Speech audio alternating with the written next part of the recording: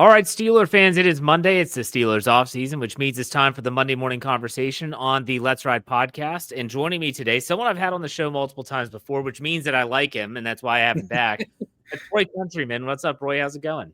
Oh, not too much, Jeff. Just been really doing a deep dive into this draft class and been doing some writing for Jim Wexler over at 24/7 and, getting ready to have some big things unveiled here even that we can allude to later on with the podcast here. Yeah. And so I was really looking forward to this conversation, and I was glad that you said you would be willing to join me this week because you have a different outlook on the Steelers than I do from a fan's perspective. You are a fan of the team, but you also have a viewpoint of the organization, of the team, and how the season finished and how the 2024 season in its entirety played out.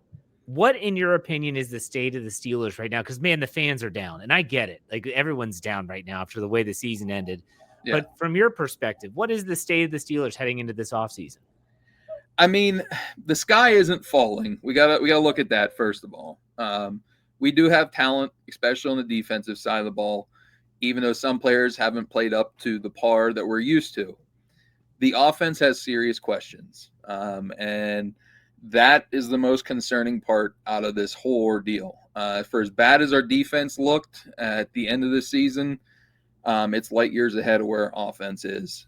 But I will say that with a caveat that we could get a pretty good influx of productivity from a rookie class here, especially from playmaking wise, a little bit of infusion of speed, maybe at receiver and even at running back will fit the type of offense that Arthur Smith wants to use. Now, the big question is quarterback.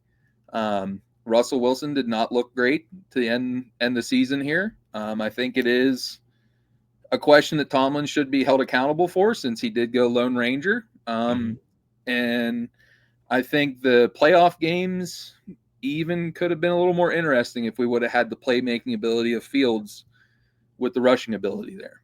So I'm not saying that the defense doesn't have some warts as well. I think the secondary needs to be addressed. Well, let me stop you there, Roy, for 1 second. Yeah. I want to talk about the offense quickly. What was your take of Arthur Smith's first year as the coordinator? In totality, I will say I like the way his schematics are. But I think he was handcuffed by our lack of a secondary target and the lack of speed and vision at running back. Especially with the tendency to be running Najee Harris for the majority of the carries. He does not fit an outside zone scheme at all. He's more of a gap, power runner, one cut, get downhill, whereas in the outside zone scheme, you need somebody with great vision to allow the blocks to develop. I do love the way he utilizes the tight ends, which is one of the reasons why I would look more toward Justin Fields than Russell Wilson, because Wilson – throughout his career, his tendency is to not target the middle of the field. And Fields, even though he isn't one of the higher productivity-wise middle of the field throwers, he did show a little bit more willingness to be doing that in that offense. I do think that it would be a good idea to maybe add a up-and-comer to be a pass game coordinator alongside Arthur Smith. To kind of push the tendencies of not just throwing, hero balls on 9 routes to George Pickens, that maybe we could have some better developing, progression wise. Right. But I think a lot of that too was the amount of lack of playmakers that we had in our receiving core. So it's kind of, catch-22, because I don't think they're as bad as what they were this year. But I like the schematics, and I think if we got a couple pieces to add to the Arthur Smith system, you may have had a different result. Now, last thing before we move off from the offense, I'll let you talk about the defense. This offensive line has me very concerned. They've invested heavily in that line the last 2 draft classes. I love Zach Frazier, and I'll get your take in a second. I think he is that rock they need at center for probably the next decade plus. But guard situation, not crazy about that. And Broderick Jones at left tackle, we've only seen him in 1 game in his NFL career. Troy Fautanu, obviously he was everyone thought he basically beat out Broderick Jones at right tackle, but he missed his entire rookie year. I have huge questions there, Roy. You agree or disagree? I'm concerned but not alarmed. Okay. And I think a lot of it has to do with I would be a little more pressing in wanting to have an offensive line coach change. I think Pat Myers should have been the one that been held to the fire for answering for the amount of investment that we put in and the regression that we saw between Broderick Jones and Dan Moore, especially for as much as he got credit for Zach Frazier and even Mason McCormick, he should be answering for the Broderick Jones and Dan Moore leading the lead in sacks and pressures this year. Because a guy like Broderick Jones should not be regressing it going into his third year. You look at a guy, we are all, the buzzword is Mike Munchak, which I would love to have Munchak back. He really had, 2 first-round picks and was a bunch of other pieces that he really made do as far as an offensive line. Pat Myers had, a full smorgasbord of picks that were at least first and even second day. And the guy you can only really go into this year being confident in is the one you mentioned, Zach Frazier. And we know when a Steelers team is good, it's always been built through the center out and usually at least one tackle that's above average. And going into 2025, I can't say that we have one of them with Broderick Jones at left. Now, I will say, I think there is something to be said about leaving a guy to where he's most naturally comfortable. It's not to say you can't make them uncomfortable and play them out of position. But we see Kevin Dotson being able to have success in the Rams. Even Kendrick Green, to a smaller portion with Houston, had some success playing left guard instead of center. There's something to be said to whenever you develop throughout your entire career at one position to leave them there. So I still have hope that Broderick Jones will progress going into year 3.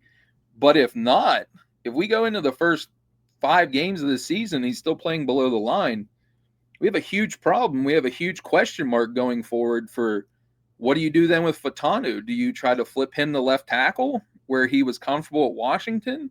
Do you leave him at right tackle? Isaac Samala only has 1 year left on his deal. We talked about Mason McCormick playing right guard this year. Well, throughout his career at South Dakota State, South Dakota. I always get him messed up. South Dakota State, yeah. South Dakota State. I keep thinking of Gray Zabel from Senior Bowl this week. He played left guard for his entirety at South Dakota State. So is it a situation where maybe you look to, as much as I like Samalu, and he did get to the Pro Bowl for whatever you count that for now, do you flip him to left guard and maybe entertain keeping James Daniel, who's a younger player? Maybe has a higher upside, even though he's coming off the injury. I think all options should be on the table at this point with our offensive line, whether it comes to a run game coordinator with the offensive line background or just simply dismissing Pat Meyer, which we haven't really heard nothing finalized with the staff outside of the coordinators are coming back. So I don't know. That's the one key on the offense that I would be most upset if he comes back or we don't add another layer in with a guy that has an offensive line background, because it's just been egregious the way some of these players have regressed or you see success elsewhere. Okay, so that's fair. All that's fair. And we'll dive into the offense, I'm sure, with your team needs here in a bit. But I want to give you a chance to talk about the defense as well. Terrell Austin, as you said, is going to be retained. You actually sounded earlier and kind of alluded to this, that you had more hope in the defense rebounding than you did the offense in terms of overall production. Go ahead and explain yourself. Yeah, the reason I go back to the resume, and I know everybody hates when Tomlin talks about that, but we have all pro players at, basically all 3 levels of this defense. And when you have all pro players with that resume, you expect them to perform to a certain level. Well, down the stretch, Minkah Fitzpatrick was not performing to that level. TJ Watt wasn't performing to the level we're established to, because I think he was a little more injured than what he led on to. I don't think he was fully healthy. I know me and Rob, my cohort on the podcast, talk at length here that it kind of felt like that Cam Hayward situation where he came back from the groin, was able to play, but he wasn't the game changer that we knew that he could be.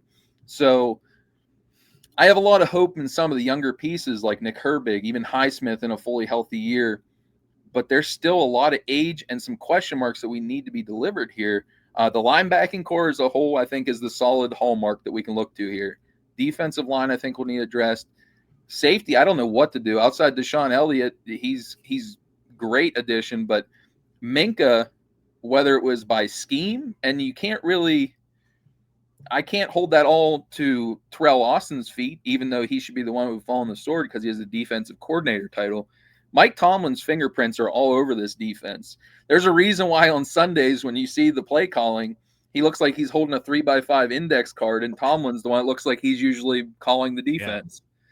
I mean, so if Tomlin's not having to stand account for it, I don't see how you can let Terrell Austin fall on the sword. He's been more the secondary guru throughout his career, and by all accounts, our secondary played pretty well outside of just not making the game-changing turnovers with Minkah. So it's just the resume, and we didn't see them playing up to that level. And you're playing then, too, with fire whenever we're not able to get off on third downs, and then we don't have an offense that's able to establish an identity or drives. So your defense is on the field for 35-plus minutes a game. It's not a good recipe for winning at any level. Yeah. Okay. Let's get down to brass tacks, because all this is doing is, okay, you gave your great state of the Steelers. And so now it's, how do we address potential team needs moving into the offseason with the Senior Bowl? We'll talk about some prospects here in a second. So let's just first, top 5 team needs. This is a difficult task this offseason because there are a lot of needs. We just talked about a lot of them on both sides of the football. So let's start 5 to 1. So what is your 5th team need on your list, Roy? So my 5th need is actually offensive guard. And it was the reason we were just talking about there. Mason McCormick was a great addition, but I'm not sold that he's going to be an above average starter. I think he could be that average level starter, maybe just a slight over. And you have nothing opposite him. I mean, Samalo's on his last year's deal. He's on the other side of 30 years old. Is he going to be able to maintain his play when down the stretch he kind of was playing alongside Dan Moore there and was losing more than he was winning? Yeah. So whether it's you're going to flip Mason McCormick to left guard to then keep that credibility with Broderick Jones, letting him have a little bit of stability with a guy that he said he really enjoyed playing with. And do you entertain James Daniel? Do you go out and sign a free agent? For me, I think that's a big question mark, because you look at the way Kansas City has built the blueprint with building their offense is maintaining the pocket from the inside out. They spent huge money on both Thuney, Trey Smith's going to get a big deal this year, and then Creed Humphrey. They've been able to kind of fill in at tackle because they get away with that pass rush. It only gets in the face within 2 to 3 seconds. So that has a lot to do with it when you're talking about a quarterback, whether it's Russell Wilson, it's shorter than average, needing them throwing lanes, or even Justin Fields that wants to keep a muddy pocket away so that he can utilize Freiermuth and those guys across the middle. Okay. So for me, I think guard is a huge need. I don't think a lot of people talk about it enough, because we already know or have heard the rumors that last year they didn't even want to approach James Daniel about an extension. That was before the McCormick the selection, and even before the injury that derailed his season. And I'm not convinced Samolo is going to be the type of player with the arrow trending up after this year. So you got to start investing, as bad as we already said, we've invested first-round picks and day 2 picks. It might take a pick to where you're in the first 2 days that you want a difference maker here. James Daniels' recovery is going to be very critical, I think, in the decision-making process, because his stock, unfortunately for him, is down. You're coming off of a ruptured Achilles tendon. That is not easy. Yeah. I know they've come a long way in the surgical repair of that injury, but maybe if the Steelers, because they would know better than anyone because they were a part of the process as he recovers, if they think he's back, maybe they do offer him an extension or a new contract, try to keep him in the mix. Maybe they decide to cut Sayamalu if they don't feel like he fits anymore. Mason McCormick maybe moving left side. I agree with you. I like guard at 5. What's your number 4? Number 4 is cornerback. And a lot of that depends on what their thought process is with Corey Trice.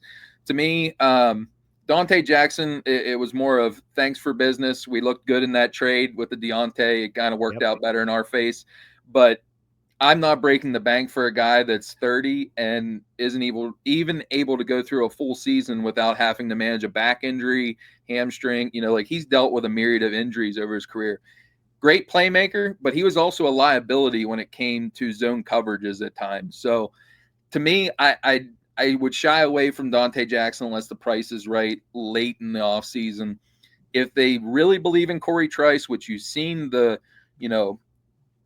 type of confidence they had in him, letting him go up mano a mano with Jamar Chase, even though it was a bad decision. We can say that they have confidence in the player. You can see they like the playing fit, the avatar type cornerback opposite JPJ. If you like that fit, then this maybe would drop down to the 5 level to where you're looking maybe for an improvement at nickel corner, because obviously the coaching staff doesn't trust Beanie Bishop to be the every down nickel. Whether it's just his tackling ability or in the run fits, they don't like it. That's why he was kind of phased out with the Cam Sutton late in the season, which was egregious and was one of the reasons why we had a black hole there towards the line of scrimmage. We need an overhang defender there. And to me, I would rather see them, if they're going to look for a nickel, I like Beanie Bishop to be a sub-package guy. I would rather see them implement either through free agency or the draft that third safety look that they want to go with. And that's where I would spend my money. I would try to keep Minka maybe and Deshaun Elliott, let them be the versatile change-out piece up top, and bring in a guy like Talanoa Hufanga that had an all-pro season, dealt with some injuries, was mentored by Troy Polamalu. Get that 3 safety look and let that kind of be utilized. But cornerback, you're going to have to take a look at either nickel or outside corner depending upon their confidence level going into this season. I'll say this. I agree with everything you said about Beanie Bishop. They clearly didn't trust him. The dude, the ball also found him. And there's something to be said about players where just you're in the right place at the right time. And he's made those plays. I mean, yeah, the second interception of Aaron Rodgers ricocheted right to him. The first one, though, was a nifty one-handed interception. His third interception was where Patrick Queen knocked it up in the air and he keeps it off the ground. I want to see him on the field, but he's got to have that role when they need help out us. Where I like that with cornerback. Where are you going next? Third fit here is running back. And these top 3 needs, I think, are – the 2 and 3 could be kind of interchanged, and the 1 is over top, but 3 is running back. I have confidence in Jaylen Warren going into this season because I think he'll be retained through restricted free agency. Najee, go on with your life's work. Hopefully you get a nice contract in Dallas or Las Vegas somewhere. But we need more speed. We need more vision. We need more quickness inside the hole to be able to accelerate through the second to the third level. That's what really we missed out on this year. For even Arthur Smith's offense that he had with Derrick Henry, we know how big of a freak he is. One of the freakiest things about Derrick Henry is that acceleration. Even with Bijan Robinson and Algier, why they were so good with Arthur Smith was the vision and acceleration through that first to second and even second to third levels. Tackle breaking ability, pass catching ability. So I think we're going to be looking for a guy that can do a lot more of that. My only worry is that we wind up trying to find another guy. It's almost like Najee Harris, which we can get to, a guy at the Senior Bowl kind of showed out. But I think we need a little bit more playmaking, a little more juice in that run game to go along with Jaylen Warren. Do you agree or disagree with this statement? Please, Lord, don't draft one in the first round. The only way would be as if Genty falls to us, but I don't think Genty will be on the clock. That would be a pretty precipitous drop. In my opinion. That I'm with you, Jeff. That would be the only way that I would entertain a running back in the first round. Would be Genty, just because that is a freak athlete, and everybody talks about his tackle breaking ability. He was like one of the top 3 in receiving as well. So total package here. That's kind of that Bijan situation. Whenever Arthur Smith got him in Texas, or from Texas down there in Atlanta. But to me, no, you're looking at a guy between like 2nd and 4th round. That's the sweet spot, especially in this class. I think there's even players you can get in that 2nd and 4th round that may be able to put up the production-wise that Genty will, at least in his first couple seasons. Not saying he's the same caliber athlete, but production-wise in an offense, you could probably get similar. Love it. What's your second one? I think I know where you're going, but go ahead. Wide receiver. Yep. And to me, it's not just one. It's if we get one in free agency, I still would maybe draft 2. That's where the cupboard is most bare, along with my first need here. We need speed. We need a route technician. If you can get a combination, one of them, great. If you want to get a guy with size, great. I don't care. I want my receiving core to look like a basketball squad, whether it's a point guard through a center. I want my same way for my receiving core. So right now, about the only guy that you can hang your hat on is Calvin Austin. who really progressed through the season. I'm still very intrigued by Roman Wilson and what he has to offer with that speed package and route running ability and even that little bit of feistiness. But those outside of those two, I'm not sure what George Pickens' future holds. To me, I would maybe more tend to unloading him this offseason because I'm somebody in the effect that I don't think T. Higgins is actually going to sniff free agency. I think they're going to franchise tag him if need be. So, and if that happens, the price tag for George Pickens goes up because there's not a lot of, high caliber receiving, game changers in that class and the T. Higgins that could be out there, even though he's had some instability as far as effort and mental capacity here. Yeah, when you said free agent acquisition and potential 2 draft picks, my first thought was Roy's thinking they're shipping George Pickens away because I don't think you would need 2 with Calvin Austin and Roman Wilson in the fold if you keep George Pickens and get a free agent.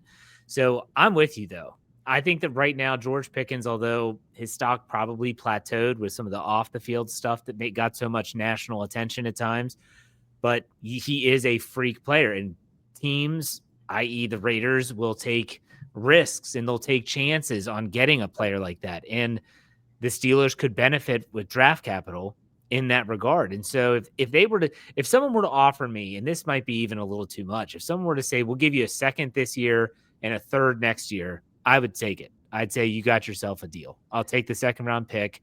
I'll take a third next year. And if anything, especially the 2026 pick, because that's the quarterback class that everyone's talking about as being a primo crop. And so if you want to try and load up and move up and get someone, I don't know are you aligned with my thinking there too?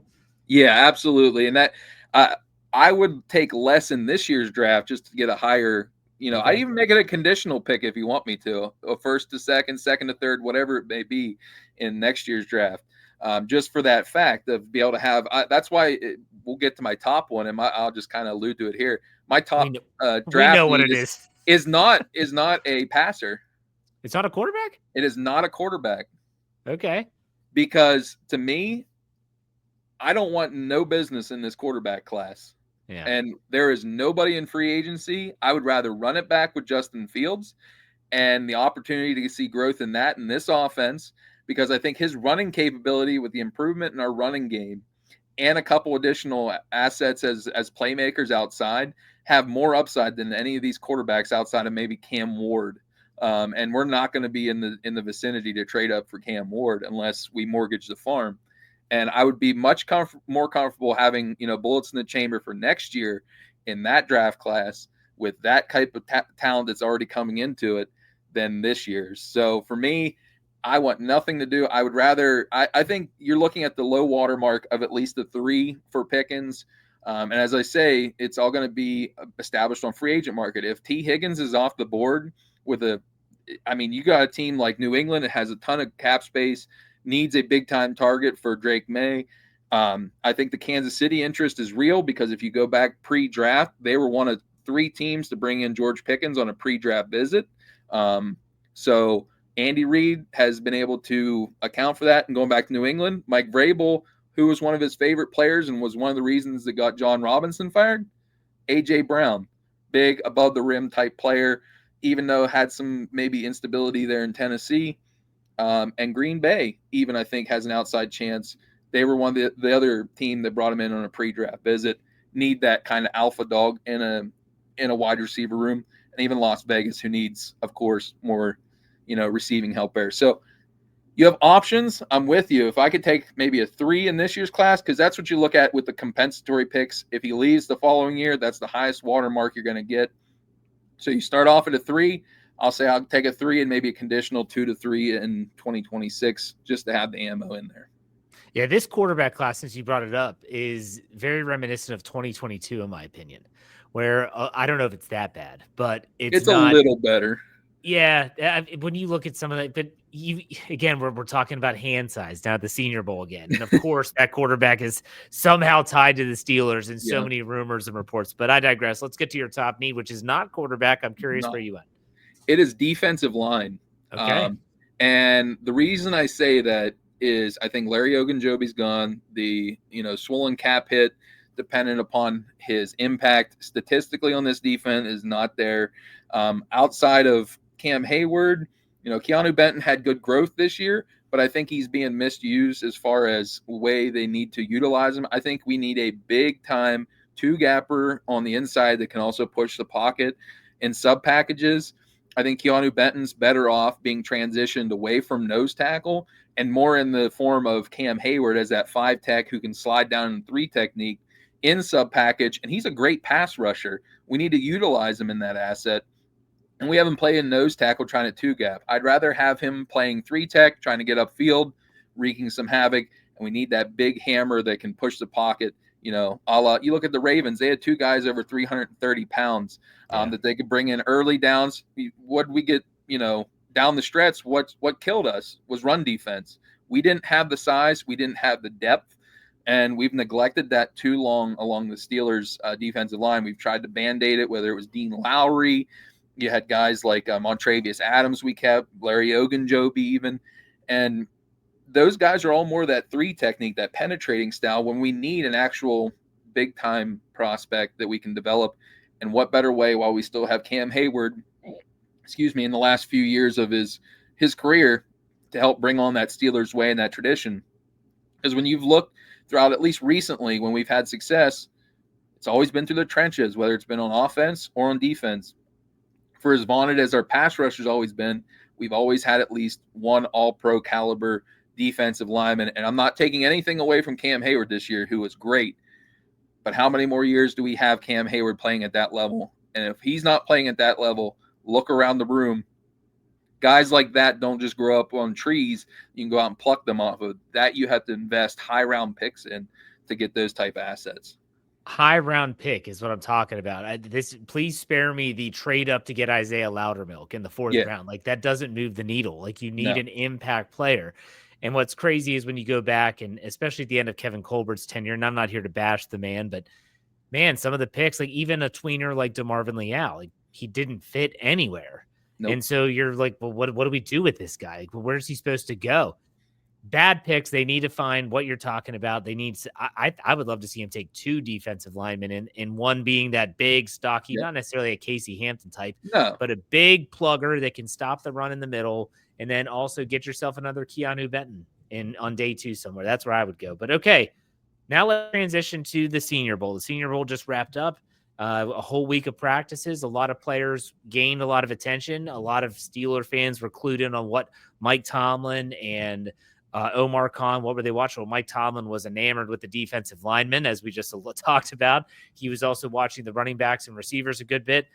Give us some players that are also on your team needs list. Doesn't have to be in order or anything that fans should keep an eye on. Because, hey, if you're like me, I'm just starting to learn these players' names as a not college football fan. So what do you got for us? Well, a guy from Toledo, of all places, we've had success going to the MAC for some success there. 6-year senior, Darius Alexander was one of the standouts of the Senior Bowl. He's more built in that Keanu Benton type realm, but man, at a 6 foot, I believe 305 pound, he has violent hand usage, can get off of blocks, can get upfield and get some penetration in the backfield. He had a huge week. I really think he'd be a quality 2nd, 3rd rounder, more likely going to be in that 2nd round after this big week, because he's going to also test pretty well at the combine. So big time performance there. You had a couple other guys, a guy like Walter Nolan from Ole Miss. A lot of people were clamoring for. I think he's even a little bit lighter than what we're looking for here. But a guy like Jamari Caldwell from Oregon had a couple of good practices. He's more of that nose tackle guy that if you want to look for a value, if you're getting maybe that receiver early, you're looking maybe at that 3rd, 4th round. Jamari Caldwell was a guy that transferred up to Oregon this year and didn't get a lot of fanfare compared to some of the other guys that are along that defensive line. But man, he can 2-gap, and he has some lateral agility to scrape down and still be able to make tackles for loss. So that was a guy I had my eye on. A cornerback that they were talking about, a nickel corner, if you really like, the scrappy kind of guy, the Mike Hilton kind of esque. This guy's a little better coverage guy. I believe he was in my first mock draft for Jim's. Upton Stout from Western Kentucky. You just look at the guy, he's well put together, but man, his instincts allow him to fly all over around the field. his ability to knife down in the backfield was impressive this past week, and he held up a little bit better than what I thought in man coverage. So that was a guy that really intrigued me as well. I'm trying to get through some of my notes here. If you're looking for that upfield penetrator as well in defensive tackle, Omar Norman Lott as well, big-time athlete. So he's a good player to keep an eye on. Let's see here. As far as receivers, there was a guy I was quite enamored with, and that's Jack Besh. He was the MVP of the game. Even before that, though, he has a great story. His brother was actually the one that lost his life down in New Orleans. Yeah. But that guy, even before that story had come on, which, pray for his family and everything, but he is a massive prospect in that second round range. To me, he reminds me a lot of an A.J. Brown type-esque player. That's 6'1", 6'2", plays physical, has that little bit of nasty demeanor in the blocking game. That type of asset in our Steelers offense is what we need. We'd have that little bit of flair, that nastiness. He can run 9 routes. He can run the entire route tree. He's dangerous after the catch because he can run through arm tackles. So that was definitely a guy I had my eye on. A couple running backs of note here. Ollie Gordon had a good week after a disappointing year, coming back from winning the Doak Walker Award. This year he didn't play too well with Oklahoma State. They didn't have the best offensive line play. He showed really well this week with his running ability, but also pass catching. But he reminds me so much of Najee Harris, and I'm worried that the Steelers may be zoning in on that type of guy whenever I would rather see them focusing on a guy like Baishal Tootin from Virginia Tech, who has that acceleration through the second to third level and the pass catching ability. He was one of the best pass protecting running backs as well this week at the Senior Bowl. And then a guy like Devin Neal. If you want to see a running back run with that smoothness like Le'Veon Bell ran, he might not be the fastest guy, but he can do a lot of things really well. And everything he does on tape just looks like he's gliding. His vision, his ability to, make those cuts just look like he's just, teleporting through that first to second level. So a couple guys there just to keep an eye on that I really, really like. And then another defensive lineman, Cameron Jackson, massive human being. He's about 6'6", 320 from Florida, can two-gap. He's still improving with his pass rush. So that's that third-round guy if you want to try to look at like Caldwell, maybe get away from the first-round type player because unless you're a really good pass rusher at that size, you're probably going to be a two-down player. But Cameron Jackson still has the opportunity for growth from Florida. So big-time athlete, long arms. I believe it was like 34 and a half or 35-inch arms. Can eat up blocks and also have some penetration there as well. That's great stuff. And, like the scouting combine will obviously be the end of the month. I think it's the 27th of February through the March 2nd, if I recall correctly. But really we'll have, after free agency starts, Roy, but before the draft, I'm going to have you on again to talk about all that stuff. But if you love Roy's takes, we got some news for you. Roy's show is going to be joining the Steel Curtain Network. Roy, I'll let you plug that. It's going to start this Friday, right? Absolutely, Jeff. Yeah, you guys gave us the opportunity, me and Rob, to bring our show on the Friday slot time that you gave us there. It's going to be a great marriage here that we can see hopefully come to fruition. And the regular show, the Black and Gold Blueprint, make sure to check it out on the Steel Curtain Network. It's been quite the blessing to be asked to bring that on there. And ours is a little, sometimes it's scouting takes, sometimes it's more just our fan takes, but then we also have some faith intertwined there as well. So it's a great time. Me and Rob are able to just kind of discuss everything, whether it's from a fan's perspective, the whole way to the scouting and front office and personnel perspective. So go check it out this Friday. You won't be disappointed. Yeah, that'll be Friday after the Let's Ride podcast in the morning. That'll be the 11 a.m. time slot, so make sure you check that out. But Roy, I want to also give you an opportunity to plug not just your writing for the Steel City Insider, but Big Country Scouting and your social media handles. Yeah, you can check me out on X at Preacher Boy Roy. You can hit me up for any of your draft needs, any takes or talks about the draft. I'm willing to talk air, but make sure to go check out my personal website, prospectencyclopedia.com. I have my draft rankings on there. My mock drafts will be on there. I have UFL news and their roster tracker going there as well. But the real thing I want to point to all of you listeners out there, if you're listening right now, you're getting into the meat and potatoes of the offseason. I have an offseason database that has just about everything that you want to have at your hand or at your side whenever you're doing mock drafts or anything in that aspect. Try to scour the internet and use all the resources we have. It's free agency, team cap space, cut candidates, draft team capital, about anything you think of. Also, all the coaching trackers and what you want there, so that you know the head coach, GM, offense coordinator, defense coordinator. It's all there, including a schedule for all the offseason and when things are taking place. Go check that out. It's on prospectencyclopedia.com. Roy, as always, man, I appreciate your time and your knowledge. Until next time, take it easy and welcome to the club, man. We'll see you on Friday. Thank you, Jeff. And hey, as always, stay humble, be a blessing. Absolutely.